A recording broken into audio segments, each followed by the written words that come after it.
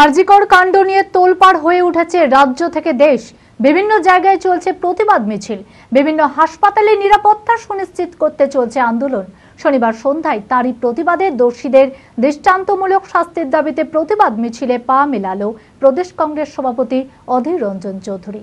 এছাড়াও এদিনের মিছিলে উপস্থিত ছিলেন কংগ্রেস কর্মীদের নেতা ও নেত্রীরা।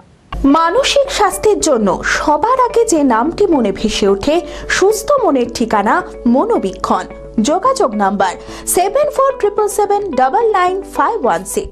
তোমার আমার একই স্বর, তোমার আমার একই স্বর। শহর জুড়ে প্রতিদিন কোথাও না কোথাও চলছে বিক্ষোভ মিছিল। রাজনৈতিক দলের পাশাপাশি সমাজের বিশিষ্ট জনেরাও যোগ দিচ্ছেন আন্দোলনে। বিভিন্ন হাসপাতালে নিরাপত্তা সুনিশ্চিত করতে চলছে আন্দোলন। শনিবার সন্ধ্যায় তারই প্রতিবাদে বহরমপুর শহরে মিছিলের আয়োজন করা হয় কংগ্রেসের পক্ষ থেকে। দোষীদের দৃষ্টান্তমূলক শাস্তির দাবিতে প্রতিবাদ মিছিলে পা মিলালো প্রদেশ কংগ্রেস সভাপতি অধীর রঞ্জন চৌধুরী। এছাড়াও এদিনের মিছিলে উপস্থিত ছিলেন কংগ্রেস নেতা কর্মী সহ সাধারণ মানুষেরা।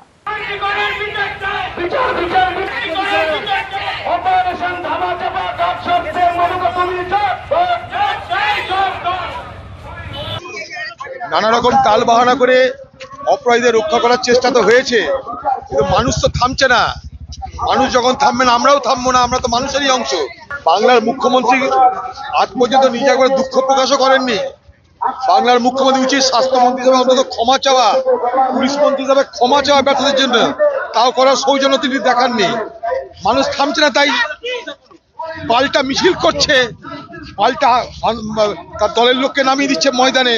এসব বাংলা মানুষ মানবে না। লীলা হসপিটাল, a multi-speciality hospital, 24 ঘন্টা ইমার্জেন্সি পরিষেবা। লীলা হসপিটাল, বহরমপুর, মুর্শিদাবাদ।